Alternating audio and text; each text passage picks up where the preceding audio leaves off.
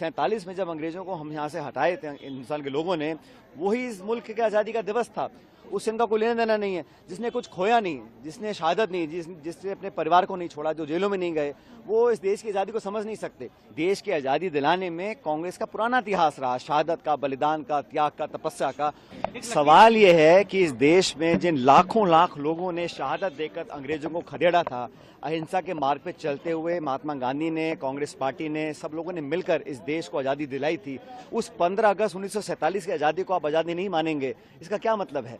तो ये तो उनका एक सोचने का तरीका होगा और मैं समझता हूँ सही नहीं है, क्योंकि इस देश की आज़ादी में सबका योगदान था। 47 में जब अंग्रेजों को हम यहाँ से हटाए थे हिंदुस्तान के लोगों ने, वही इस मुल्क के आज़ादी का दिवस था।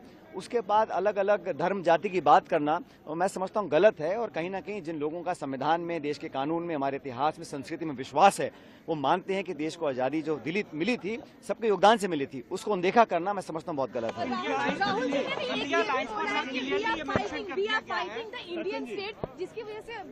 देखिए, आप सब जानते हैं संवैधानिक संस्थाओं को नीतिगत तरीके से जो कमजोर करने का काम केंद्र सरकार कर रही है, जो विश्वसनीयता होनी चाहिए निर्वाचन आयोग की, संस्थानों की, उसमें कमी आ रही है। तो हम चाहते हैं कि पारदर्शिता हो और जवाबदेही तय हो। अगर हम लोग को सवाल पूछते हैं सदन के अंदर, सदन के बाहर, उसके जवाब मिलने चाहिए। तो जो संस्थाएं हैं उनको निष्पक्ष, ट्रांसपेरेंट और क्रेडिबल होना पड़ेगा और हम लोग अपना संघर्ष जारी रखेंगे सड़कों पे, सदन के अंदर। एक चीज बताइए, क्या बीजेपी आजादी की लड़ाई को कि कहीं ना कहीं राहुल गांधी इंडियन स्टेट को नीचा दिखाने की कोशिश कर रहे हैं कि बिकॉज़ असली बात यह है कि देश की आज़ादी के संग्राम में भाजपा और उनके सहयोगी जो संस्थाएं और दल थे, उनका कोई योगदान था नहीं। देश की आज़ादी दिलाने में कांग्रेस का पुराना इतिहास रहा, शहादत का, बलिदान का, त्याग का, तपस्या का।